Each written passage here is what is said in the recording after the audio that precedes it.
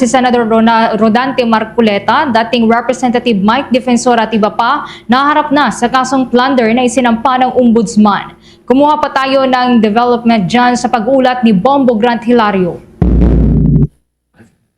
Mga kabombo, ito po si Bombo Grant Hilario at nandito po tayo sa Sandigan Bayan kung saan formal nang naisampa ng Office of the Ombudsman ang mga kasong plunder at paglabag sa Presidential Decree No. 46 o yung kaso na pagbabawal sa mga opisyal ng gobyerno na tumanggap ng regalo. Pero po yung mga isinampa ng Tanod Bayan laban kay Senador Rodante Marcoleta at pati kay former Anakalusugan Party List Representative Mike Defensor at iba pang mga individuala. Nagugat ang naturang kaso sa pag-amin ni Senador Marcoleta na siya'y nakatanggap ng pera mula sa mga nabanggit kasabay sa kanyang pagtakbo bilang senador noong makarang eleksyon. Kung kaya't dahil dito ay tuluyan ng sinampaan ng Ombudsman si Senador Marcoleta ng kasong plunder kasama pati mga nagbigay sa kanya ng donasyon. Ito ay sa kabila ng pambabatikos mula sa panig ng mga taga-suporta ng mamabatas at ilang miyembro ng Iglesia ni Cristo. Sa kamakailang panayam kay Ombudsman Jesus Crispin Boying Rimulya, pinabulaanan nitong mayroong selective justice o pinipili sa kung sino lamang ang kakasuwara. Narito ating balikan ang panayam kay Ombudsman Jesus Crispin Boying Rimulya. I think it was selective. No such thing. It's not selective justice. Nothing is changing. Nothing has changed. Nothing has changed. Nothing has changed. You will find. We will find. Walang nagbabago. This has not changed anything. Okay?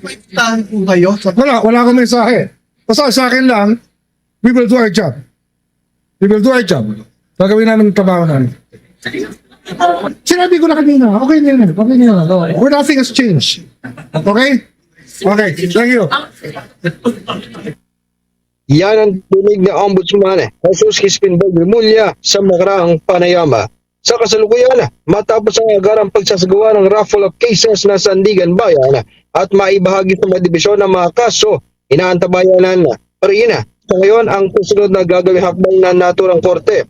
Posible kasi mag-issue na ang Sandigan Bayan ng arrest warrant laban sa senador para sa mga kasong isinampa ng Ombudsman.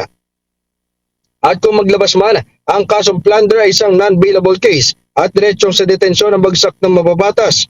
Habang ang isa namang kaso na paglabag sa Presidential Decree No. 46 ay maaari makapagpiyansa pa ang akusado. Kaya po ba, binigyan din ng Ombudsman na sa opisyal nitong payag na bagamat kinikilala ang kulturang Pilipino na utang na loob, wala ito po ang pagdating sa mga pampublikong opisina.